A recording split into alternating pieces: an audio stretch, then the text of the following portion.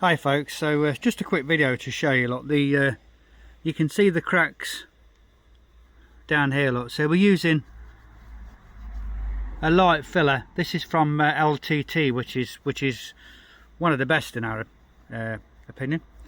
So you can see now, look, it's a bit like putting cream on your face. It's covering up little tiny cracks.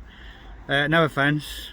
But you can see there, look, that when you do this and then you start drying it off, take your hairdryer and then you dry it off, what happens then is the cracks, if you look very closely, look, the cracks are being covered up completely. Okay, so then we get the hairdryer and basically